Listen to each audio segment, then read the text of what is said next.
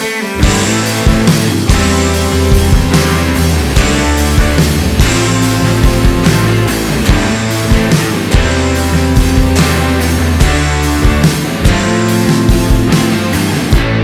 night, wide awake, laying here alone. 1 o'clock on the dial when I call, she ain't picking up her phone. A couple hours later, get a call from her saying that she'll be home in the morning. Said she's staying with some friends for the night. She's alright, but drank way too much to drive home. I should've known better.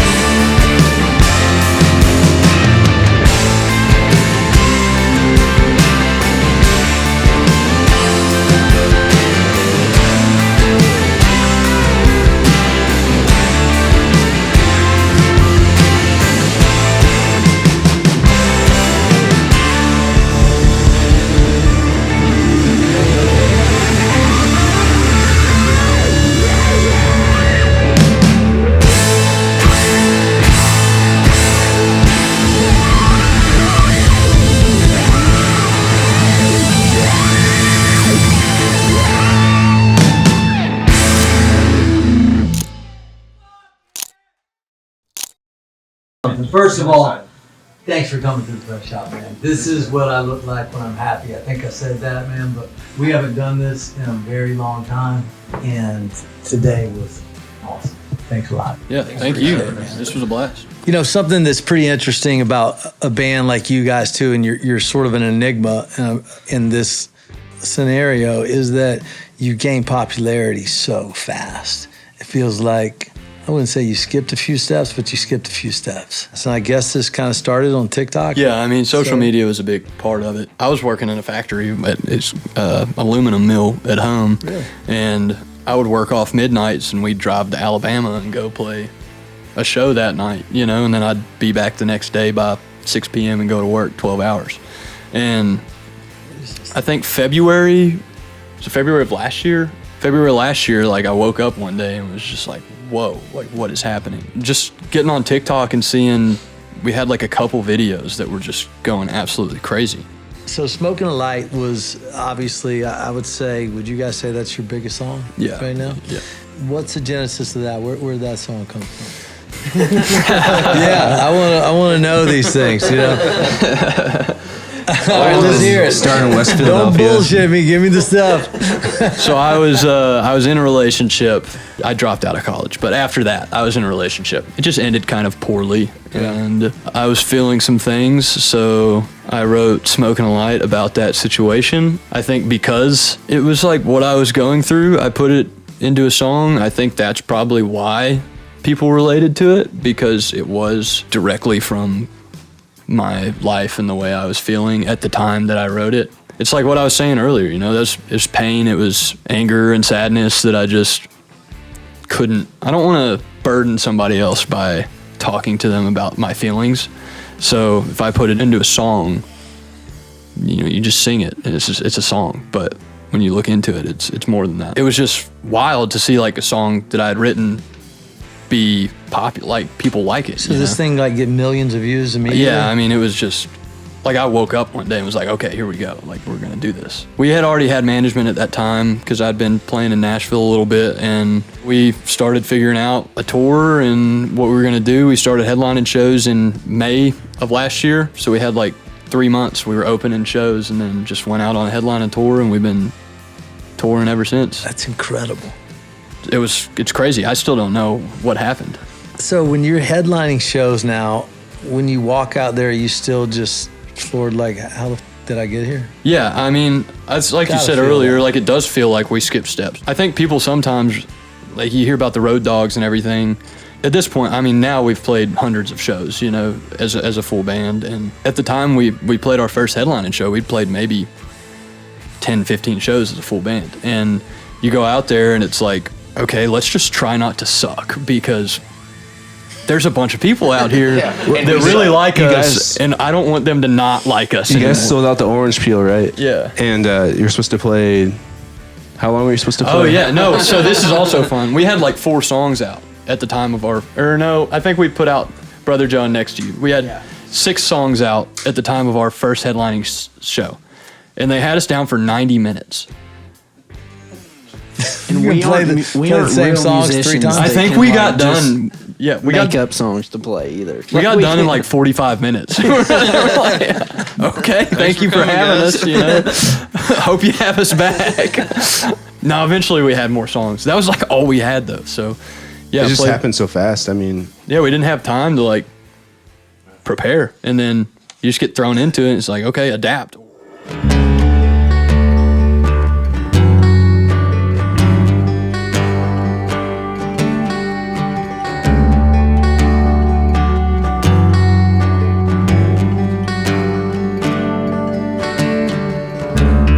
Fools in love ain't fools at all. That's why I pick up every time that you call. Pack of Marlboro Lights and some Adderall. Be on my way.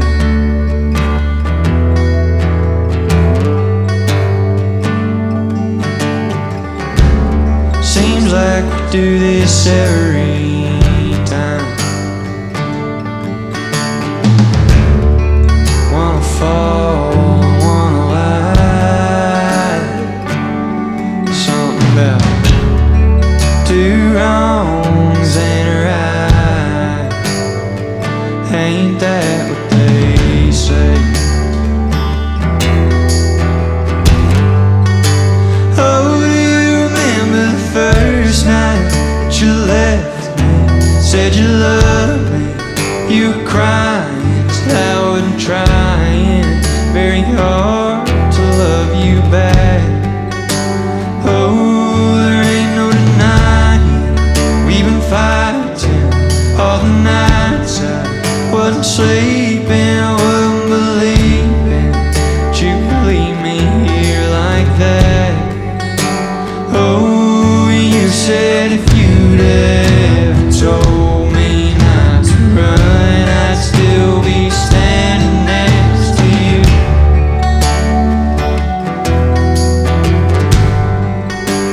Oh, you said if you'd ever told me not to run, I'd still be standing next to you.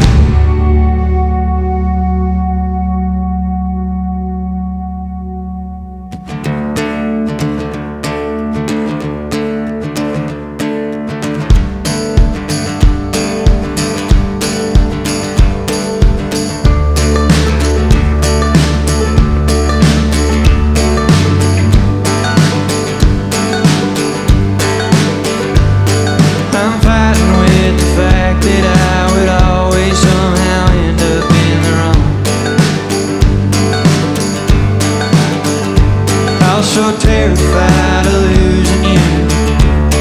You're already gone.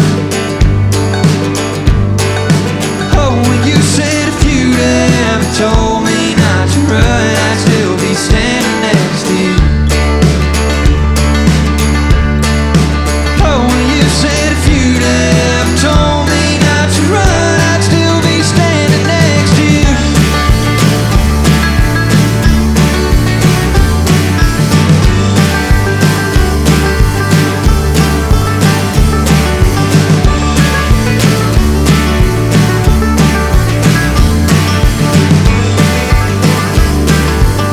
Oh, when you said if you'd ever told me not to run, I'd still be standing next to you. Oh, when you said if you'd ever told me not to run, I'd still be standing next to you.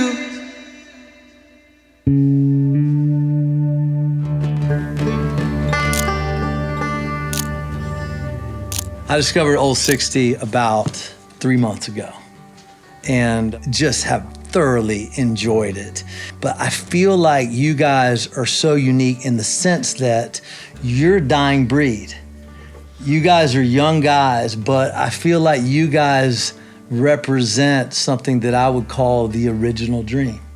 The original dream meaning a group of guys getting together, writing great songs, being great friends and doing it, touring, making records, doing all that. How long have you guys known each other? How'd this happen? I used to work for Ryan's brother Yeah, at the at a pizza shop. It's called Galaxy Pizza in Hallsville, Okay. Kentucky. All right, I like this And already. I was a delivery driver. I worked there for like 4 years right after I graduated high school. I started writing music after a few years there, and I knew Ryan. He was like 2 years above me in high school. We went to the same high school, and Fish also went to that high school. This is in Kentucky? Yeah, Hancock County High School. And Ryan's brother, he heard some of the songs that I wrote. He was like, you need to play with my brother sometime. He plays guitar. He's really good. You should play with him. So I went over and played with Ryan, and we just kind of started going around and playing bars together. And and recorded the EP and yeah, we recorded our first EP. When is this? I've known Ryan since I was a kid. We started like really hanging out probably 3 years ago, probably 3 years ago now. I met Colby, our bass player, at a Reed Southall concert in Evansville, Indiana, and Love that band. we're playing with them tomorrow, which is big full circle moment. Just discovered them. We'll come back to that. Yeah, I met Colby there. He played guitar, and we needed a bass player, so I hit him up. I was like, "You want to play bass?" I said, "Sure." So he learned how to play bass. He didn't own a bass until didn't even own one. Had never like, played one before. 30 Come on. minutes after I agreed to the gig, I get a text like, hey, we got like this date here. We're opening for Red Clay Strays and Whiskey Myers at a festival. I was like, oh shit, I better buckle up. Yeah, buy one of those basses. We made it on pretty Facebook known and found that one for about $200. we needed a full commitment, like right soon Yeah. as the first practice. Yeah, and Aiden messaged us on Instagram, I think, or TikTok. He was working you were working in Chicago.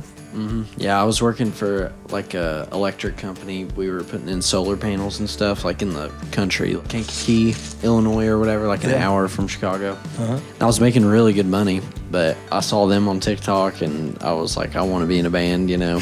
And so I just hit them up, and I was like, hey, I play guitar, I kind of play drums. Like, if y'all need any help with anything, let me know. And they were like, we've literally been trying to buy drum sets for people so that they will come play drums for us. No, I was And- like at the bar, like at our hometown bar. I was going up to people like, "Hey, I will buy you a drum set if you learn how to play the drums and play." Yeah, nobody. I mean, Not many drummers. There's in our not- area yeah, there's not that a lot were, of- like willing to like help out, or anybody we knew. No one knew a drummer that could help us. like every I drummer just was already in a wanted band. A job.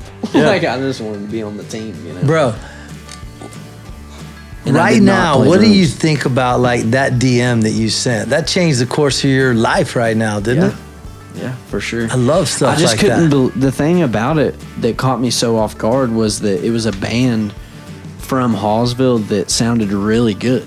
I was in St. Louis at that time. Yeah. But like I knew Hallsville because I lived 15 minutes from there. I lived across the river in Indiana. I was like, oh my gosh, these guys are from Hallsville. Like I gotta. They had no views or anything, but the songs were good, you know. So I just hit them up. You took your shot, shoot or shoot, right? Yeah. Worked out pretty good. That's cool. Then we met Fish probably about a year and a half ago, maybe 2 years ago. Yeah, about. I Probably think it was about a year like and a half. February last year. Yeah. And we started jamming with. Showed up to practice one day and just never left. Yeah, he just like came. We were in Colby's garage and he showed up. And was like, yeah, and Jarrett came and he was like, we're just gonna jam. I said, all right. And we jammed and I like stopped playing. I could not play guitar with Fish I was like, whoa, dude, you are way better than me. I do not need to be playing in the same room as you right now. And then he just, never left. Just kept coming back. We met Dwight through Reed Connolly, sent him to us, and here we are.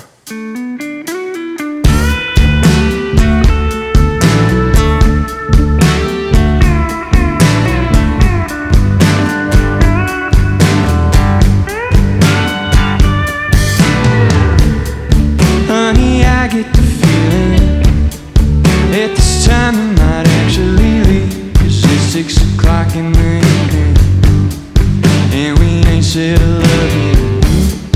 Tell me why I've been hearing you've been out running tonight. I was flying high till you shot me down. Yeah, you shot me down.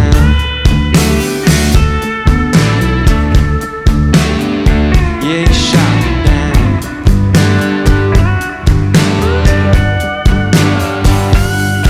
You, while I was bleeding out, you were cleaning off your couch, and the white face of red, just a lit cigarette between your lips, got me wondering, honey, don't you got better things to do than just sitting there looking cool? I'll find somewhere better for you to be, other than sitting there, honey, watching me bleed.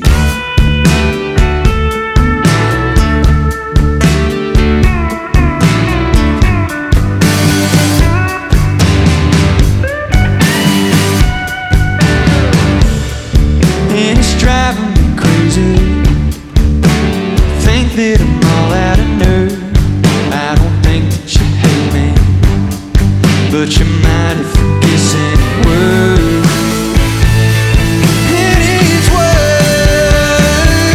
So while I was bleeding out, you were cleaning off your couch, and the white face of red, just a lit cigarette between your lips, got me wondering, honey, don't you got better things to do than just sitting there looking cool? I'll find somewhere better for you to be, other than sitting there, honey, watching me bleed.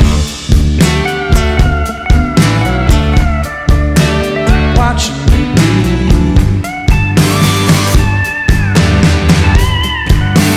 Watching me bleed.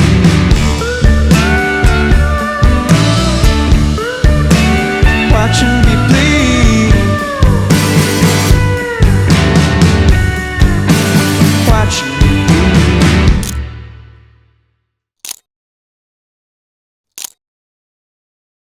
What do you think about what's going on with AI right now? Man, And music and art in particular, because we could talk about a lot of stuff, but I'm talking about specifically about music. I think I personally have this overwhelming fear of AI. Like, I won't use ChatGPT. I won't do any of it. I think it's like already in music. I don't know who or I don't know how, but I think there's AI writing songs and I think it's out there. But I don't think it'll ever be able to really grab the soul and the human emotion that just a song written by a human will. I don't know. I'm scared of AI. I have a healthy fear of it as well. I feel like whatever you search, it's in some way, it's we're all being spied on to some degree, but I feel like it's another level. You just said, I think, the key word in all of this, and Dwight and I talked briefly about this inside, the soul, and that's something you can't fake.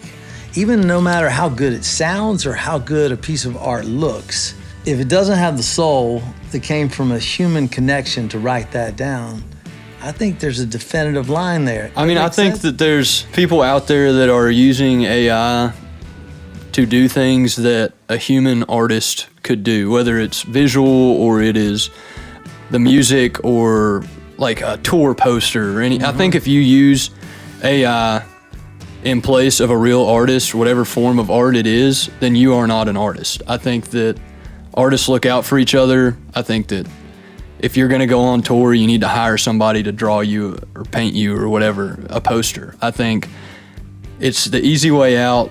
I just think you're in it for the wrong reasons if you don't see the merit in having somebody with real emotions make a piece of art for you.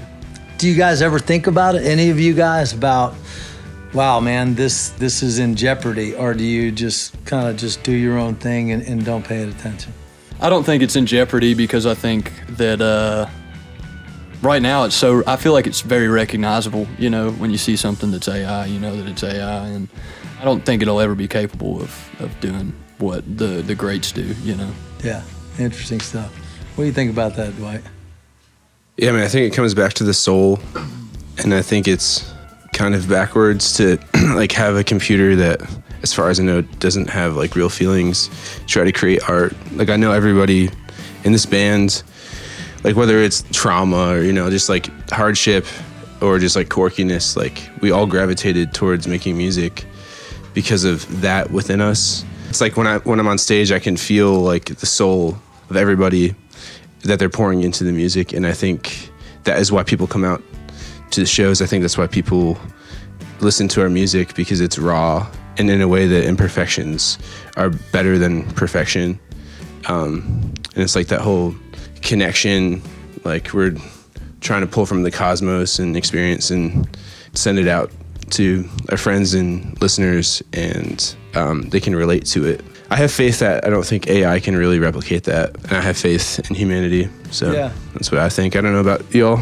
I get a lot of people with like tattooing too. People will send me these like AI tattoos, and it's just like, not only can I not do this, this cannot be done. It's like too perfect. I see a whole lot of it on that side of it too, just like the artistry in general, where it's like, you're like, oh, I want this. I'm like, how can you not tell that's fake? Yeah. You know? I think it's super interesting. It's bizarre, but it's also interesting that now we are actually embracing the imperfections, true artists, more so than ever. Whereas before, everyone is seeking this holy grail of perfection, whatever that is. And now that it has been presented in a way that's not really digestible to an artist, it's very cool to me that people are, so to speak, like recognizing the sounds of the room or true performance versus going into a studio. I'll tell you a personal thing for me is I hate studios. I've had a record label for many years, and I've been in them, and I'm allergic to them. People have their own thing, but I feel, and you guys fall right into this, music is a performance, right? And you guys are feeling each other, and you guys are playing it different every time depending on exactly what's going on. You know what I mean? And you can feel that. And that's why I love doing live tracking, because that's who you are, you know? And so I hate perfection. I love the sounds of the room. I love missed notes. I love stuff like that. Yeah, I mean, I think that's what makes it real. We don't run tracks. Anything you hear come through the PA when we're on stage, we're playing that. If it's wrong, it's wrong, but it's coming from us. I think it's a cool way to do it with your best friends, you know, just get up there, give it your all. Maybe you mess up, maybe you don't, but yeah, your goal is to leave those people in that room feeling better than they felt when they came in.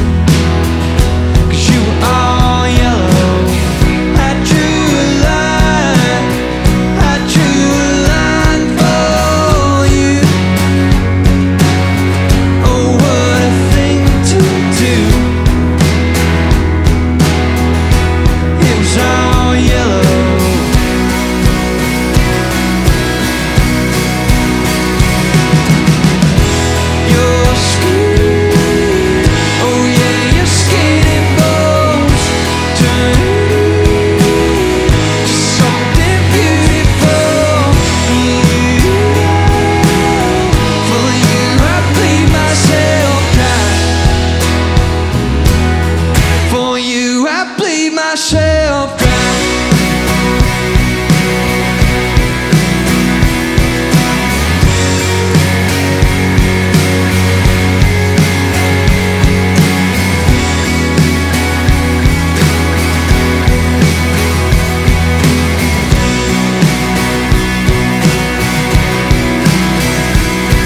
It's true.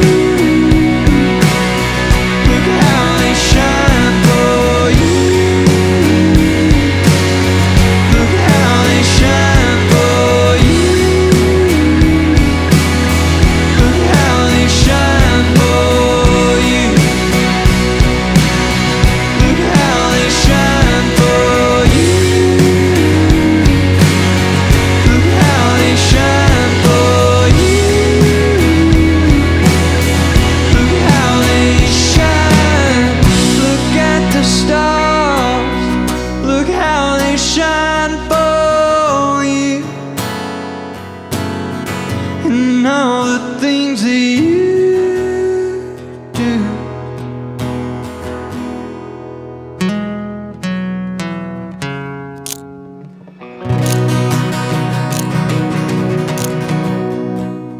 Are you guys doing this? Are you with a label or are you doing this independently? We're independent. Everybody in the room, give me some of this. All right, so now let's talk, gentlemen. Let's talk. I hope that you can continue to be independent. You don't need a record label. I have one. You don't need one. You don't need one. All the tools are there. Proof of concept is there. You know, the money is in tickets and T-shirts. Those are the two ways that you're going to make the most of your money. You know what I mean? There's licensing and other things that'll happen later on. It could happen really fast, but We have I just- koozies too. What's that? We You have got koozies. Those Yeah. koozies are good. Look at that. We have koozies. Hey, 060music.com. Is that right? Yeah. Get this. Old60music.com, I think. Old60music. I don't really know. Get a koozie. There's a discount code in there. Just go to Live at the Press Shop. We'll see. Get 60 cents off your next koozie. It's really cool that you guys are still there, that you're independent, and I hope you can continue doing that. The main thing that labels do nowadays is, like you said, they're a bank and the playlisting, like on streaming. They can, yeah. But if you make music that people love, you're gonna get that, you know. So I Absolutely. mean, maybe you're not at the top of the playlist, but who really cares? You've got TikTok, you got Instagram, you got all the stuff that can then throw you out there, and they're happy to do it. I'm happy you guys are doing the numbers and stay independent.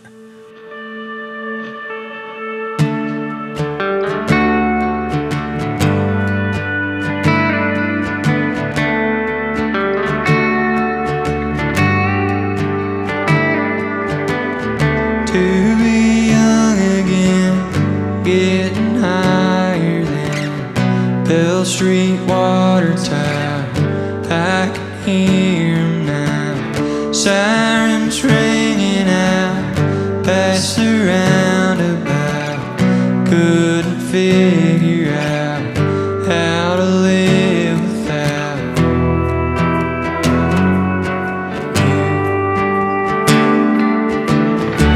in them days back then, where the river been, wished it never end. I'd have stayed there forever. Things I said to you, Nancy Avenue, I'd have stolen them if you dared me to. When I think of you, what you put me through, Nancy Avenue, I do it over. Left a piece of me on your dead end street. Wouldn't change a thing, I do it over and over and over.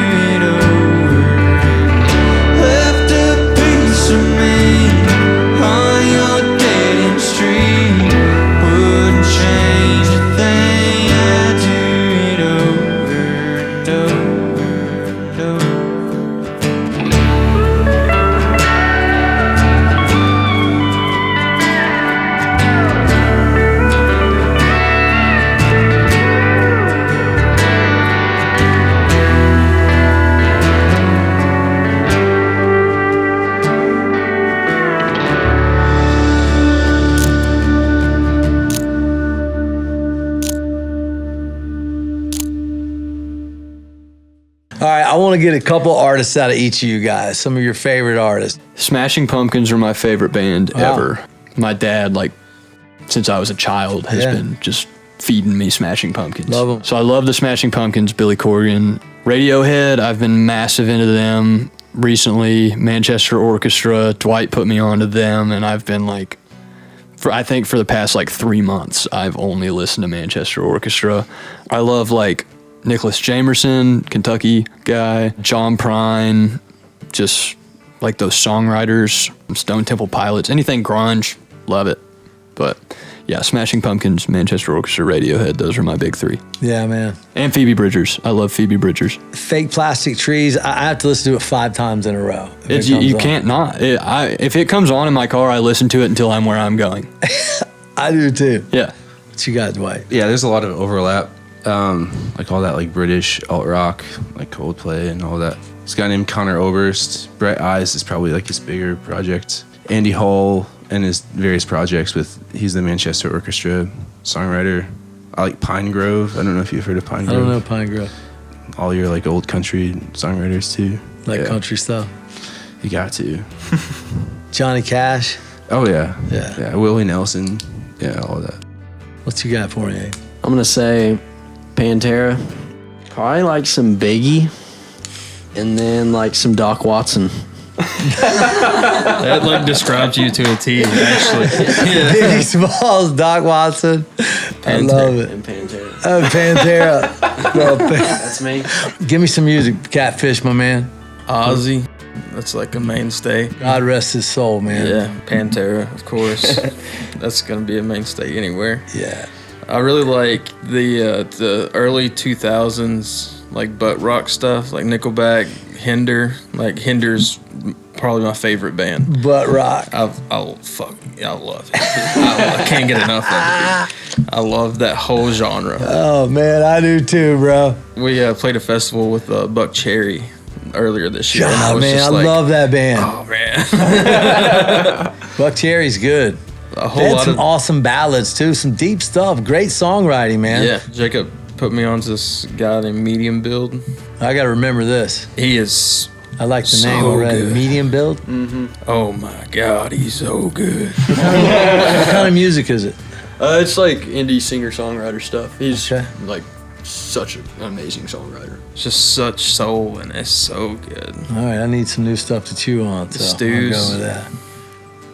I could go on and on. I'm surprised Dwight didn't take 30 minutes on this section. He's such like an encyclopedia of all of this stuff too. But yeah, I'd say like my big three would be like Skynyrd, Ozzy, and Hinder.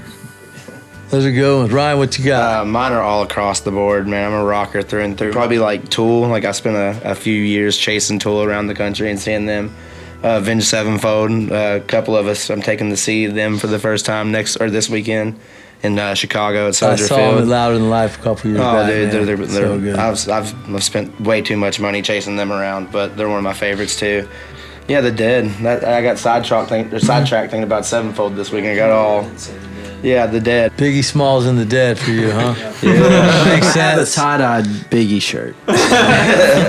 I'm scared to death of planes, and we flew all the way to Vegas to see the Dead and Co. at the Sphere. Yeah, I They're love up the there, Sphere. too. It's a cool building, isn't it? It's like hopping into a pinball machine is what I tell everybody when you walk into It's there. wild. It's like you're the ball. It like, It doesn't matter who's playing, though. The building's going to outperform who's ever on the stage. It's so out of this world when you walk in there. It's pretty amazing. Saw U2 there, and then we saw the Eagles there. Shoot, And that'd be seeing U2, there was a part of it where they turned the inside of that building up, like just the lights, just white lights. And then they turned the volume up, and I think there's a couple 100,000 speakers in there. And I literally think they could kill everyone in the room if they turned it up as bright as it would go and as loud as it would go. I think everyone would just die. It's so powerful. At the Grateful Dead, man, they took us up into outer space, and I thought I was about to die. You're probably on a few mushrooms over there helping it. I won't speak on what was in them because I don't. After ingesting them, I don't know what they were. Not Hershey's. It was not Hershey's. Didn't come from Wonka's. No. There was this traveling salesman out there named Sledgehammer. If any of you Traveling salesman if any named of you Sledgehammer? This is true. weary, This is true. weary travelers out there in Vegas run into a dude wearing a Grateful Dead Steely pendant, run. He does not have what That's you're looking for sure Sledgehammer. For sure, Sledgehammer. Sledgehammer. We were told you will know him when you see him. We did not know him. 1,000% right. We walked past him. I was like, that has to be the guy. That's funny. Steer clear of him. Stay away from the dead and go with the Oh Sphere. my God. Unless Colby, you're, what you're you got, bold. man? Who you listening to? Oh, music. I heard Metallica and it was over from there. Oh, God. And since then, it's probably put Alice in Chains up there and Black Sabbath for So, sure. Alice in Chains story for you. You guys will be jealous of Let's hear it. this. So in 1994, there's a place called the Masquerade here in Atlanta. Maybe you've heard of it, but it was the original Masquerade. I came and saw, and the top of the Masquerade held maybe 300-400 people. And so I saw Alice in Chains in there, and Lane Staley came out in his wheelchair because he was just in a motorcycle crash. And absolutely just, He's it got was a vibes, religious man. experience, you know. But being able to see Alice in Chains, because they're one of my favorites too. And I saw them a few other times with Lane Staley. I haven't seen them perform with their new singer, who's from Atlanta. I can't remember his name. Is it William something? I think it is. William, Chapman is what- He does a great job. Yeah, he That's does. great. He He's a does. hell of a singer. He's a hell of a singer. The Green Goblin. The Green Goblin. My son Steele, I don't know if you guys got to meet him today, but he's a hell of a guitar player, and he's 19 years old, and he's in a band called Dimora, and they're freaking hardcore. You know what I mean? Like super hardcore. And so I love, and they rehearse down where you guys performed in my studio down there, and literally the stove vibrates off the wall, and we don't ever tell him to turn it down. You know what I mean? He and his mom, Dana, we recognize that, you know, it's going to be silent in our house one day. I want him to keep it up as loud as he can. I just don't have the heart to tell him to turn it down. Although I want him to sometimes, I'm never going to tell him to turn it down because the silence will be deafening one day.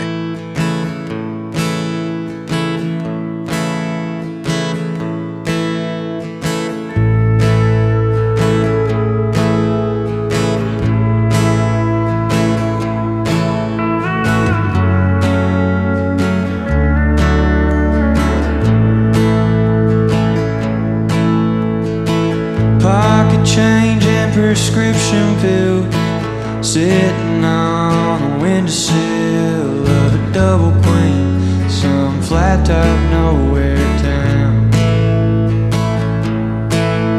I'm all alone in this hotel room, 6 dead strings and my thoughts of you, and I know better write them down. Oh, eyes and line, heads together, almost made it through the weather. We looked up, laughed, and said, where'd November go? Well, it's easier if you don't remember where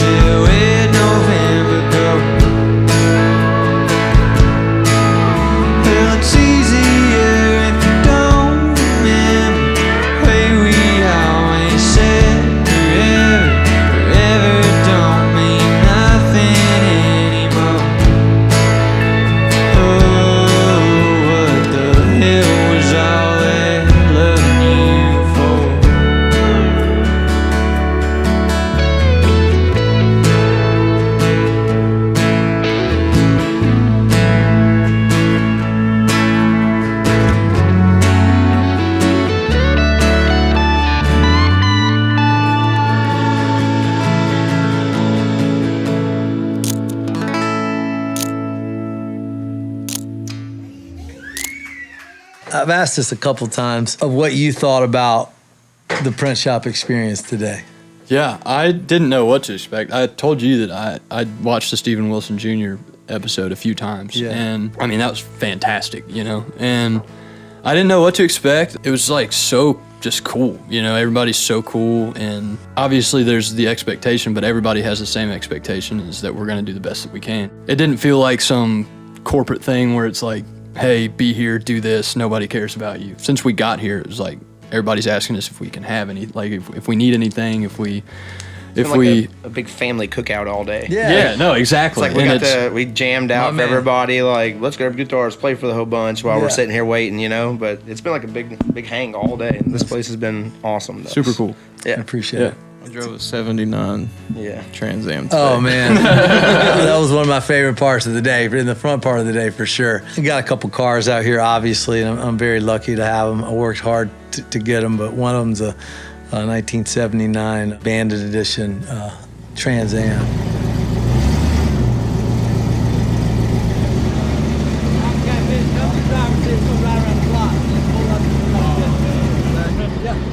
All right, you got catfish insurance or what?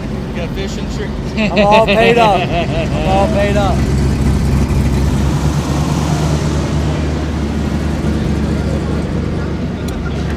Oh my God.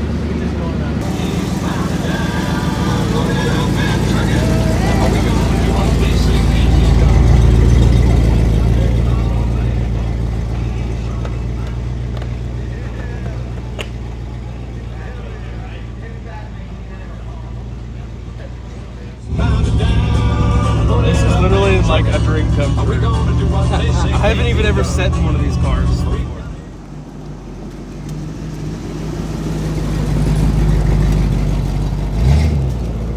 What you think? Oh, it's badass, dude. I tell you what, Sally Fields over here don't look too good no more.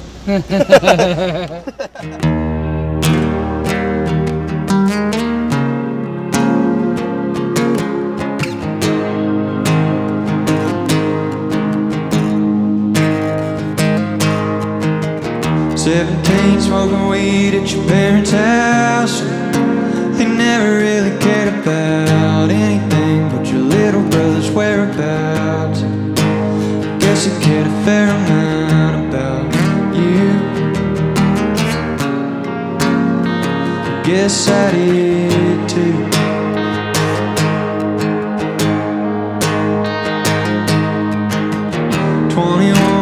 Back of an old dime, twist of a dull knife. Oh, it hurts, but I love it at the same time. Find you in the pain I feel. Say you know it's real.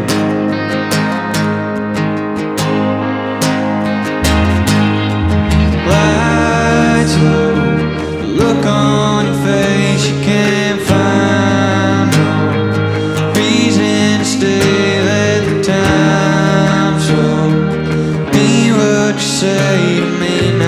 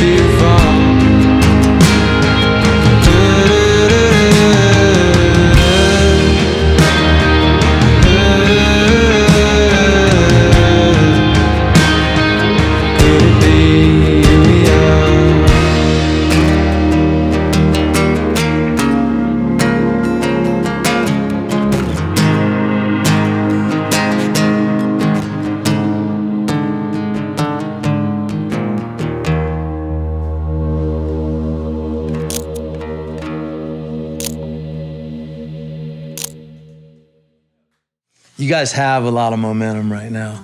And momentum, I like to say, momentum is a very, very precious thing. How do you keep that momentum going? I think that everything just seems to fall into place at the right time. We put a 4-song EP out, right? And that was like the first music that we put out. Mm-hmm. I mean, it sat there for probably 4 or 5 months before it started to get momentum. Mm-hmm. And right after that, we just jumped on it. We went and toured, and our live shows started to get bigger and do better, and we put out 2 more singles last year and then another 4-song EP.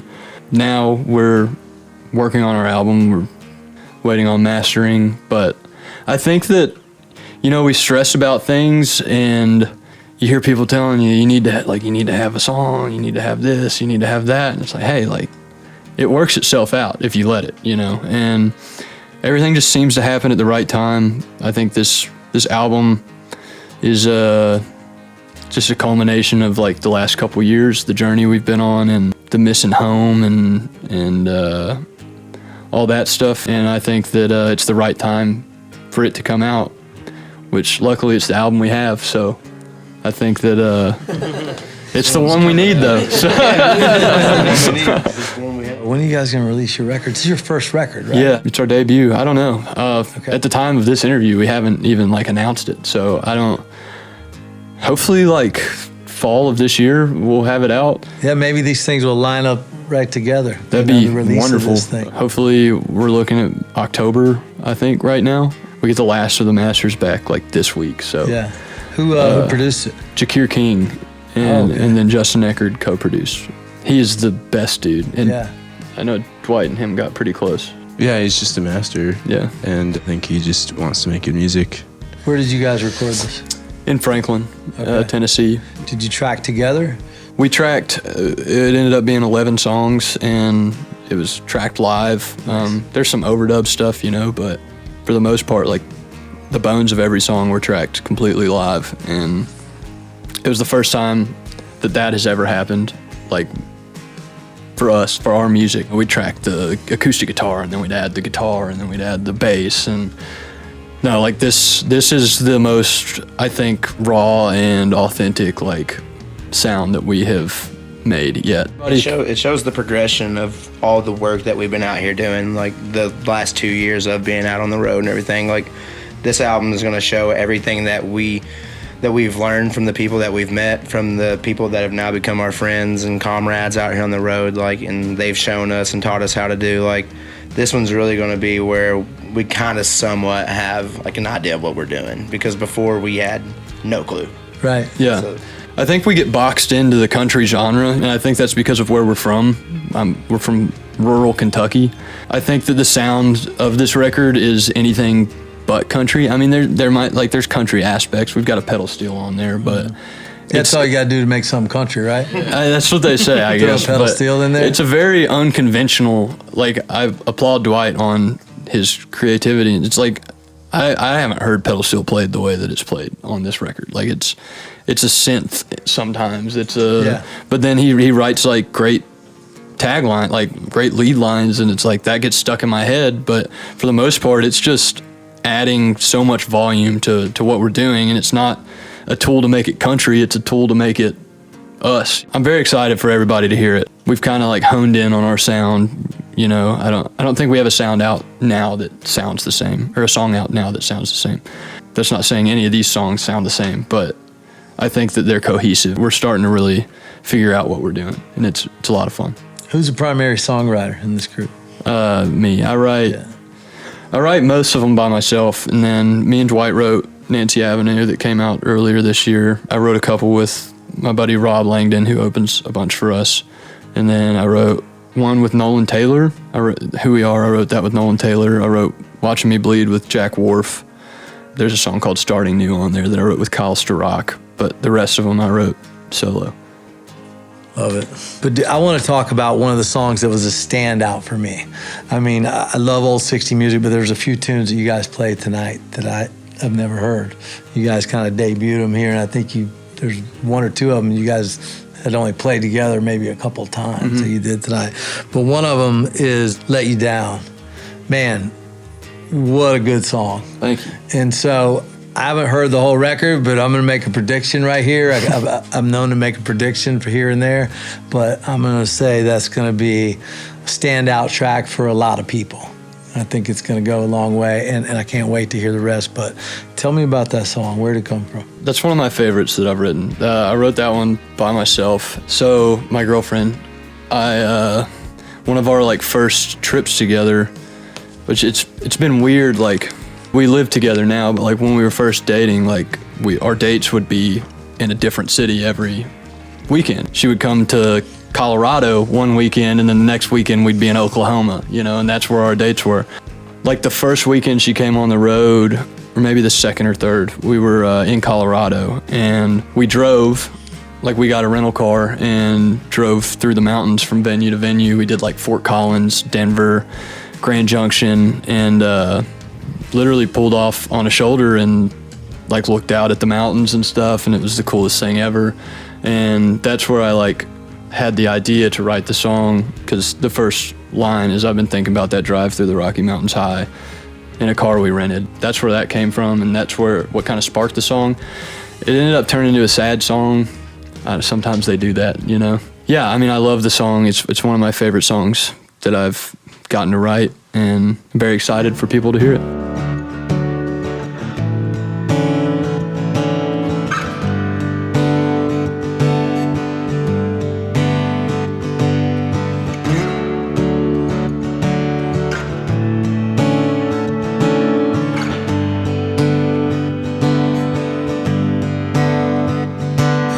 Thinking about that drive through the Rocky Mountains high in a car we rented.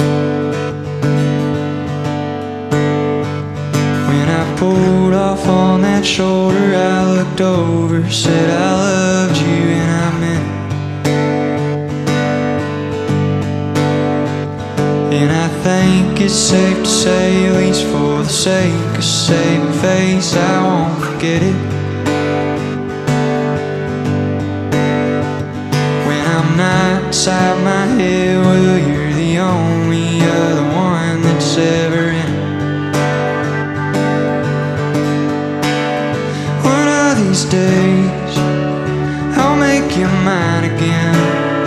I'll make you wish that you was with me this whole time. And then the things I said that made you cry, that's just not the way they sounded in my mind. I never meant to let you down, but I let you down. I never meant to let you down, but I let you down. Won't you take me to the days when living didn't feel so strange, and being didn't seem like such a chore? And you told me all the time all I ever was high. But for a second there, I swore that I was yours. One of these days, I'll make you mine again. I'll make you wish that you was with me this whole time. And then the things I said that made you cry, that's just not the way they sounded in my mind. I never meant to let you down, but I let you down.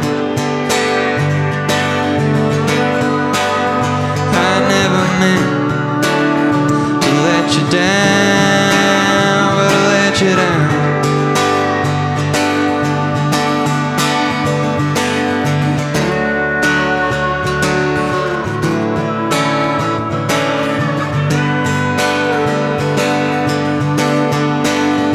I never meant to let you down, but I let you down.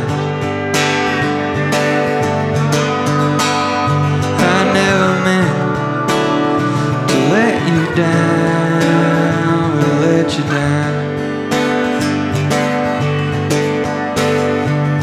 I've been thinking about that drive through the Rocky Mountains high in a car we rented. When I pulled off on that shoulder, I looked over, said I loved you, and I meant it.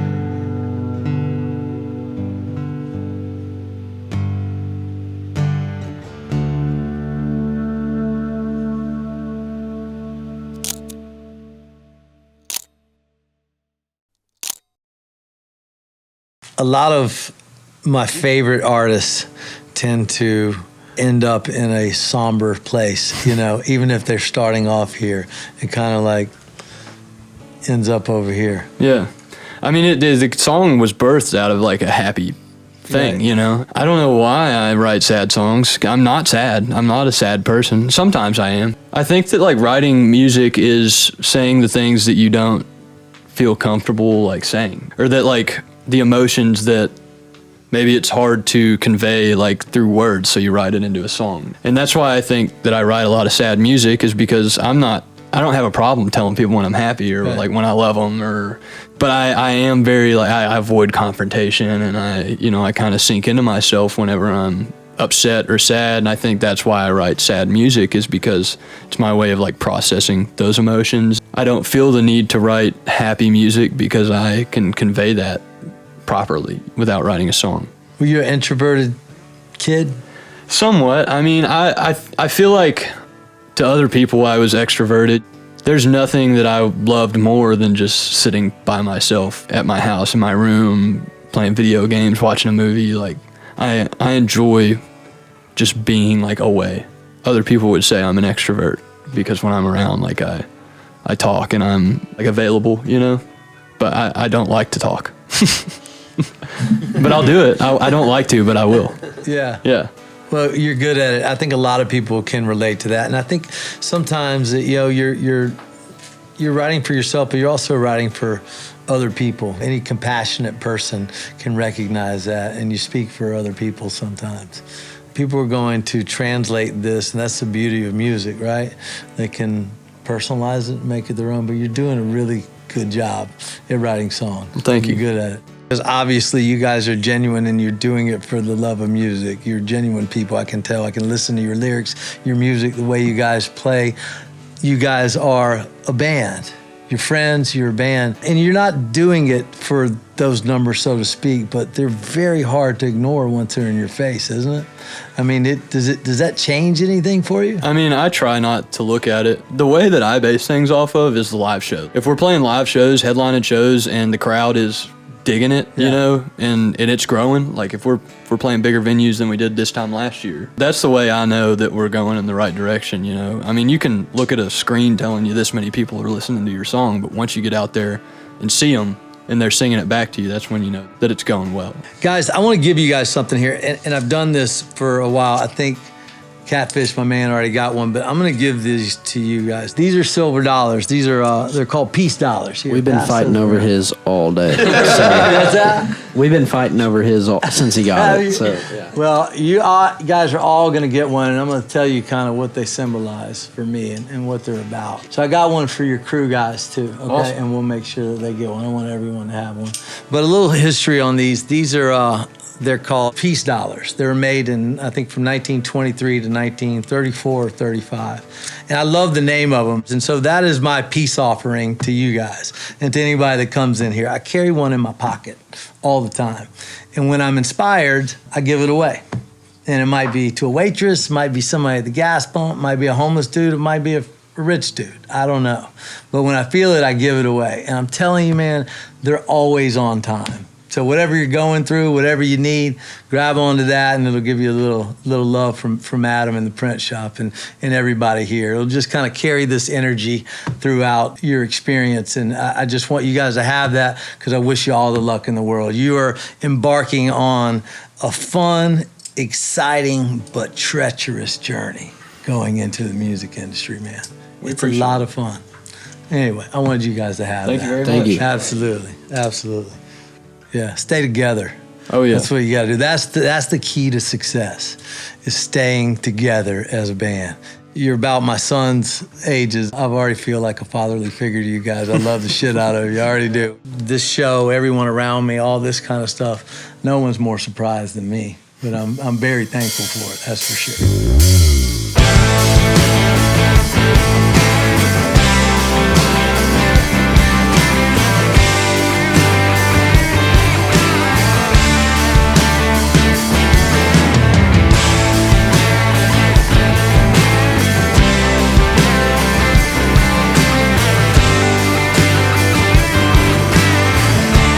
She don't know what she wants, but it damn sure ain't what she needs. She thinks I don't know the difference. Yeah, she got me down on my knees. Eyes like honey, see the brown hair. Caught up in a stare. Oh, I'm sure that she's Medusa, getting stoned, something I'm used to. So I act so unaware.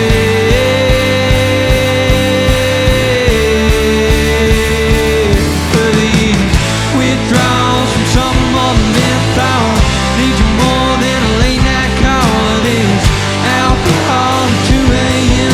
Just another night sleeping on the floor again. I got a back case, a shiver and sweat. It's a night I won't remember, but I'm sure to regret. No, the devil may care. Tell the preacher to pray for me, 'cause I'm done playing your game. If someone don't save me from your rubble, I'm as good as dead. Ash to ash, dust to dust. I can't explain why you drive me insane. I'm as good as dead now, honey. But ash to ash and dust to dust. Ash to ash and dust to dust.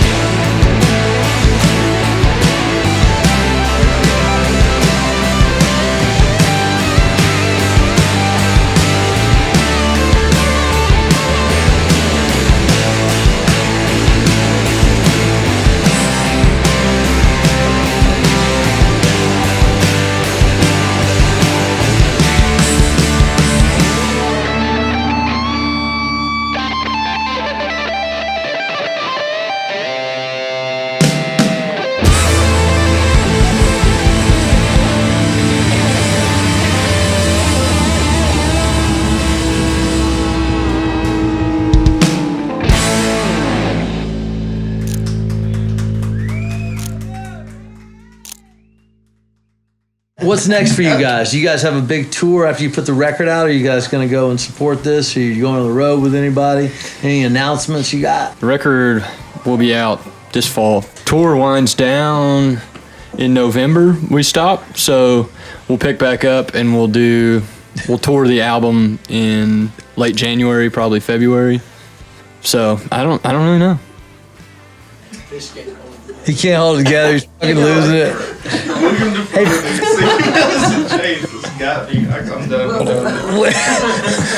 Who's the comedian back there? Mainly just new music. Yeah, and we'll be back on the road this winter. So I'm excited about it. Everybody out there, you guys probably recognize his face a lot more than mine. Fish Tank has a great channel, and he's a reaction video guy, and he's a lot of other things. He's a great human is what he is, and he's become a good friend of mine. But he basically facilitated this and kind of like put the pieces together. I'm really thankful for that. So I just want to give a shout out to my man Fish Thank you, I Tank. appreciate it. And same thing, man. Like Adam Blank has just been a huge part of my life in this last 6 months, and as soon as Old 60 came to my studio and did the session, I was like, you got to go to Live at the Print Shop. These guys have been awesome to me too as well. Like, you guys were my first national act on the Fish Tank Sessions channel. I love what you're doing. Your channel is absolutely stellar. You got a lot of endearing qualities about you, man. You got a good heart, and you're funny as shit, and your reactions are actually just genuine. I appreciate it. And with these guys, I just went back and looked.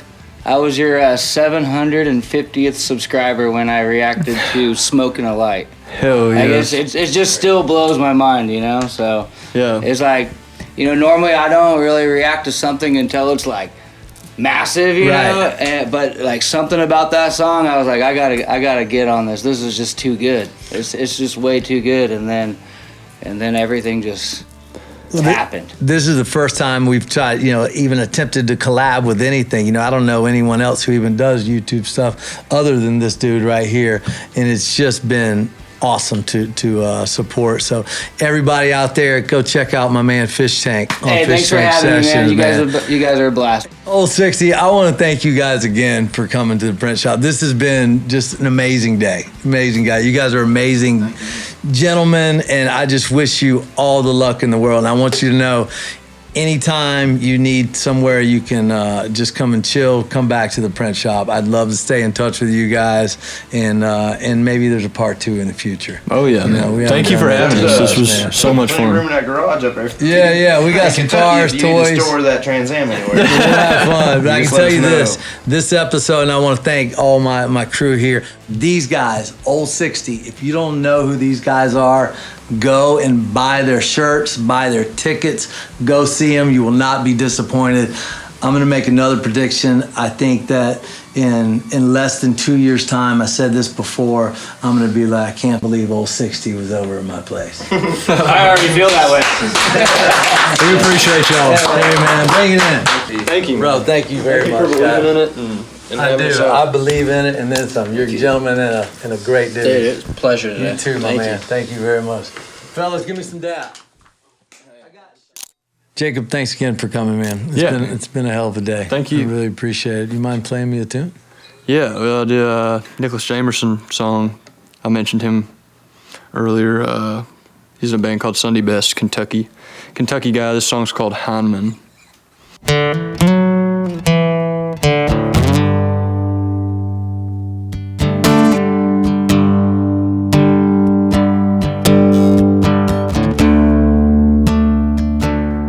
Keeping the eyes, keeping the vibes, making sure rock and roll's staying alive.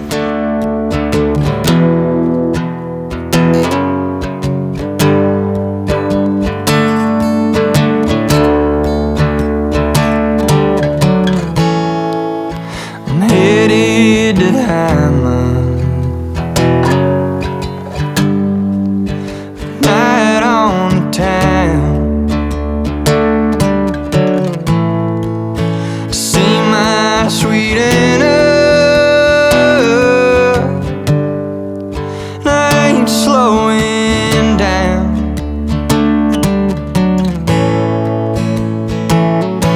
I was thirsting for something I just couldn't find.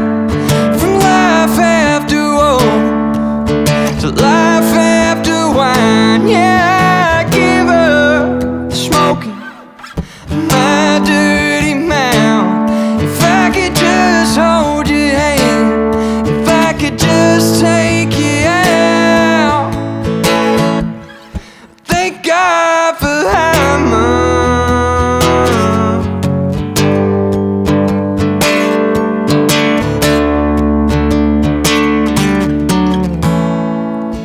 Walked in the diner, her hand on the arm.